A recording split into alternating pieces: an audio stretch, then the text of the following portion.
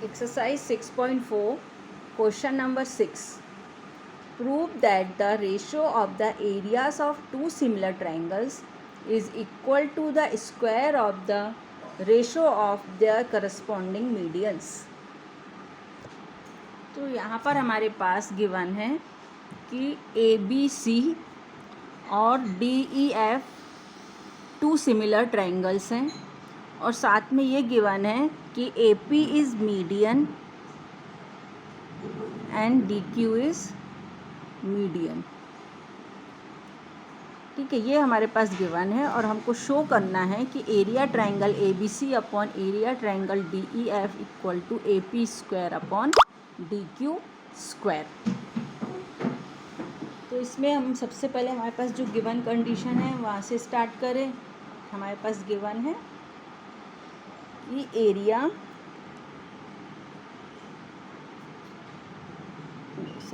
नहीं गिवन है, क्या गिवन है? Triangle ABC is similar to triangle DEF.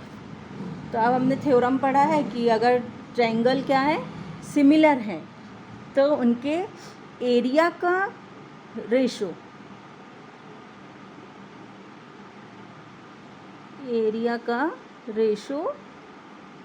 Equal होता है उसके करस्पॉन्डिंग साइड्स के स्क्वायर के. तो हमको क्या मिल जाएगा? AB square upon DE square. और सभी साइड्स के होता है. कौन कौन सी बाकी साइड्स बच गए? BC square upon EF square. लेकिन हमको यहाँ पे सिर्फ एक ही साइड की नीड है, इसलिए मैंने एक ही लिखा है यहाँ पर. ठीक है, एक ये रिजल्ट मिल गया. अब हमको ये भी मालूम है कि अगर हमारे पास दूसरा रिजल्ट ये भी मालूम है कि अगर हमारे ट्रायंगल सिमिलर हैं तो क्या होगा, उनके करस्पॉन्डिंग साइड्स का रेशो इक्वल होता है. तो यहाँ पे हमारे पास करस्पॉन्डिंग साइड्स क्या मिलेंगी? AB upon DE equal to AC upon DF equal to BC upon EF. ये हमको सिमिलरिटी, अगर दो ट्रायंगल सिमिलर है तो हमको एक ये रिजल्ट मालूम है और दूसरा ये वाला एक रिजल्ट मालूम है. ठीक है, मैंने दोनों रिजल्ट लिख लिए. अब हमको यहाँ पर क्या गिवन है? AP is median. तो AP मीडियन है तो P क्या होगा? Mid point of BC. और Q भी क्या होगा? Mid point of EF. तो अब हम यहाँ पर लिख लेंगे AB upon DE equal to half BC upon half EF. और फिर हाफ BC को हम क्या लिख सकते हैं? BP. और हाफ EF को क्या लिख सकते हैं? EQ. क्यों लिख सकते हैं? Since P and Q are mid point of BC and EQ respectively. इसलिए हमको क्या मिल गया? AB upon DE equal to क्या मिल गया? BP upon EQ.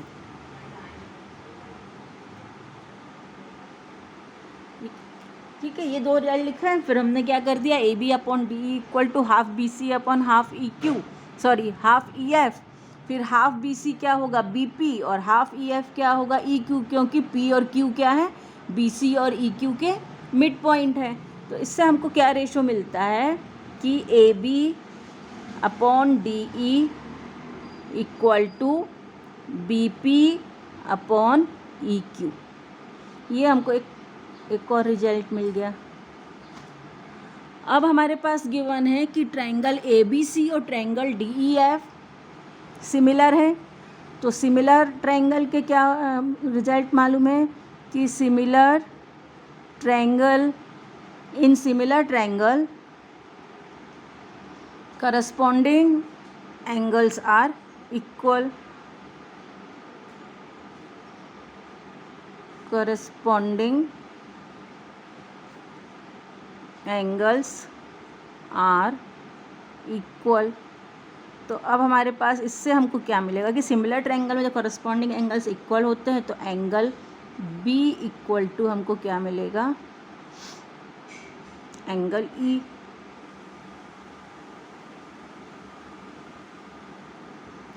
अब हमारे पास क्या हो गया, A B upon D E equal to B P upon E Q, ये एक रिज़ल्ट। और एक रिज़ल्ट क्या है कि angle B equal to angle E. Diagram में देखें कि हमने क्या शो कर लिया है कि A B upon D E equal to B P upon E Q, और इसका ये जो इंक्लूड एंगल है वो क्या है, इक्वल है।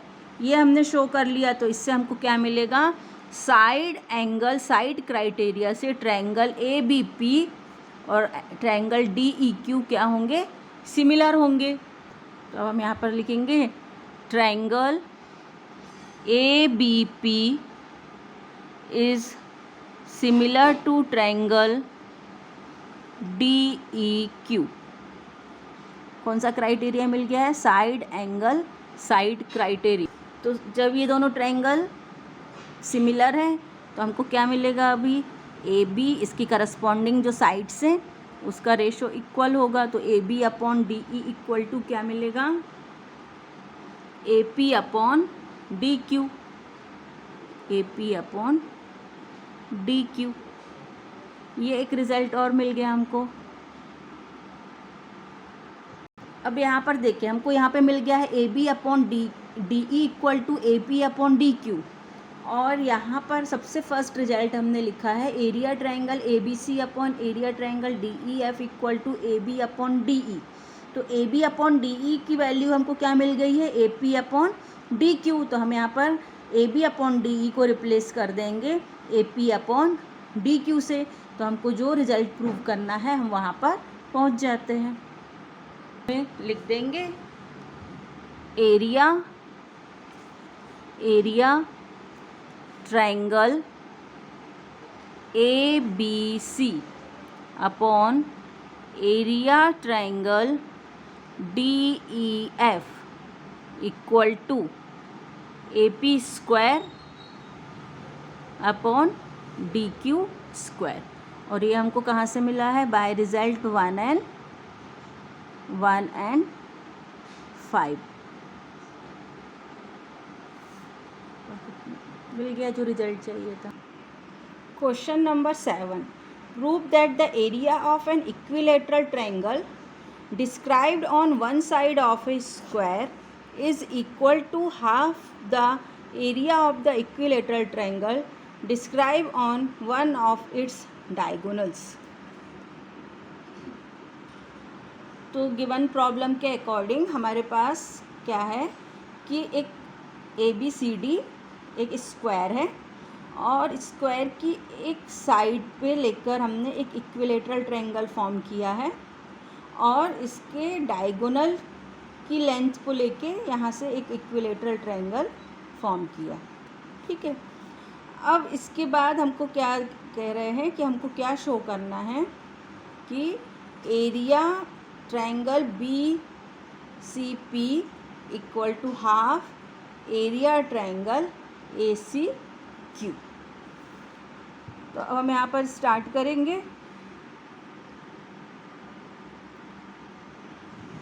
सबसे पहले हमारे पास क्या दिया है, A B equal to A B को हमने क्या कंसीडर किया है, length of A B is A और length of B C is also A, क्योंकि यहाँ पे स्क्वायर है।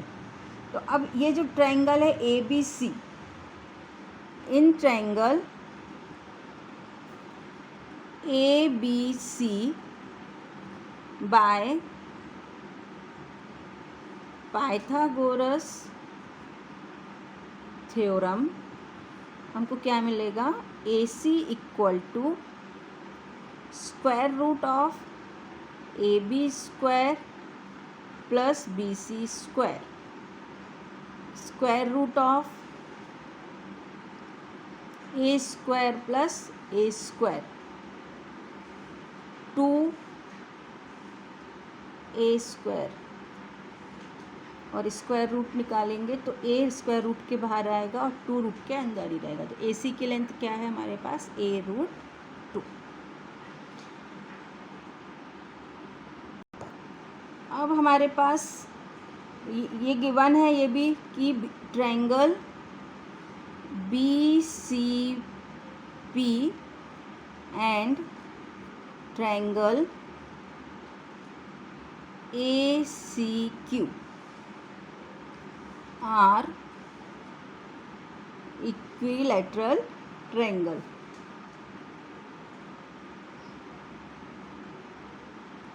इक्विलैटरल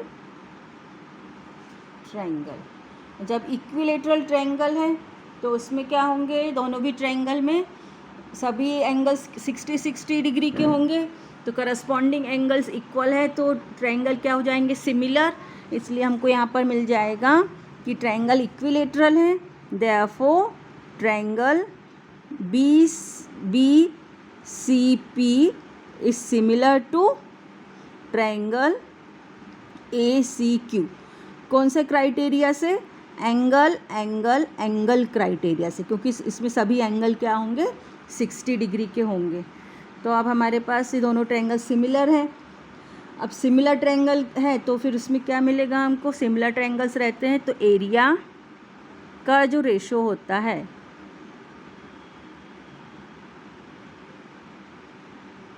एरिया का रेशो उसकी करस्पॉन्डिंग साइड के स्क्वायर के इक्वल होता है। तो यहाँ पे हमारे पास BC स्क्वायर ले लेते हैं और अपॉन AC स्क्वायर। अब BC की लेंथ हमने कितनी ली है, A, तो ये A स्क्वायर मिलेगा, और AC की लेंथ क्या है, a√2, तो ये a√2 स्क्वायर मिलेगा। ठीक है, अब इससे क्या मिल जाएगा, A square upon A square into 2, A square cancel होगा तो 1/2। तो हमको क्या मिलता है, area triangle BCP upon area triangle ACQ equal to 1/2, और क्रॉस मल्टीप्लाई करें तो क्या मिलेगा, area triangle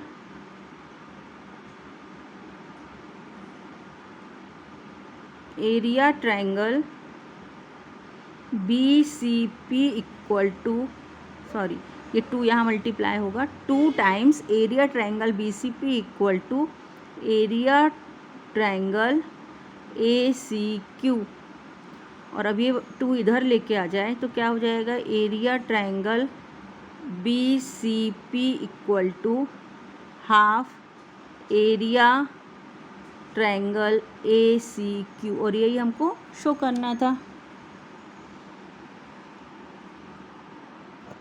question number 8, tick the correct answer and justify. ABC and BDE are 2 equilateral triangles such that D is the midpoint of BC. Ratio of the areas of triangle ABC and triangle BDE is। अब हमारे पास यहाँ पर given है कि ABC और BDE equilateral triangle हैं, और साथ में गिवन है कि, अब लिख लेते हैं अपन, triangle ABC and triangle BDE are equilateral triangle. Equilateral triangle है तो फिर क्या मिल जाएगा, और हम यहाँ कंसीडर कर लें, let length of AB equal to A, तो length of AB equal to A, और यहाँ पे हमको साथ में क्या गिवन है, D is the mid point of BC। तो अगर हम ऐसा ट्रायंगल इसका कंसीडर करें तो हमारा ट्रायंगल है ये ABC, और D is the mid point of BC, और अगर हम इस BD लेंथ को लेके कहीं भी ड्रॉ कर सकते हैं, ऊपर या फिर नीचे, एक इक्विलेटरल ट्रायंगल ऐसा ड्रॉ कर दिया BDE, ठीक है। तो अगर बी सी की लेंथ हमने ए कंसीडर की है तो बी डी की लेंथ क्या हो जाएगी 1/2a, क्योंकि डी क्या गिवन है, mid point of B C. तो हमारे पास लेंथ ऑफ बी डी क्या होगी, हाफ ए। अब ए बी सी और बी डी इक्विलेटरल ट्रायंगल है, तो अभी हमने देखा था इसके ऊपर वाले जस्ट प्रॉब्लम में कि अगर ट्रायंगल इक्विलेटरल है तो एंगल क्राइटेरिया से ये क्या हो जाते हैं, सिमिलर। अब सिमिलर हैं तो फिर क्या होगा, इनका एरिया का रेशो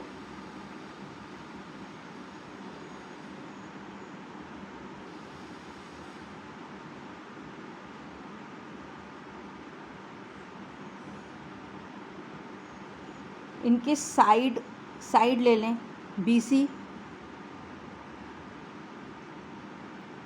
तो ये इक्विलेटरल है, जो बी सी के करस्पॉन्ड में क्या लेंगे अपन, डी ई लेंगे। और बी सी की लेंथ हमने ए कंसीडर की है, तो डी ई की लेंथ भी क्या रहेगी 1/2a रहेगी, और इनका स्क्वायर, ये हमने थ्योरम पढ़ा है।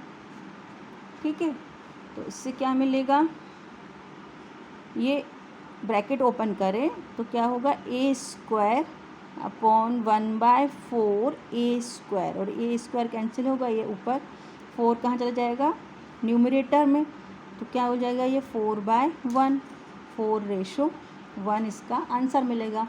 और 4:1 कौन सा आंसर है, सी, तो इसका आंसर होगा सी। क्वेश्चन नंबर 9 है, sides of two similar triangles are in the ratio 4:9, area of these triangles are in the ratio. तो हमको यहाँ पर क्या कह रहे हैं, रेशो ऑफ साइड्स गिवन है हमको 4/9, और रेशो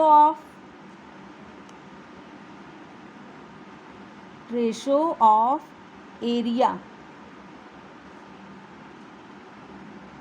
रेशो ऑफ एरिया क्या होगा, ratio of area of triangle equal to जो साइड्स का रेशो है उसका स्क्वायर, तो क्या मिलेगा 16/81।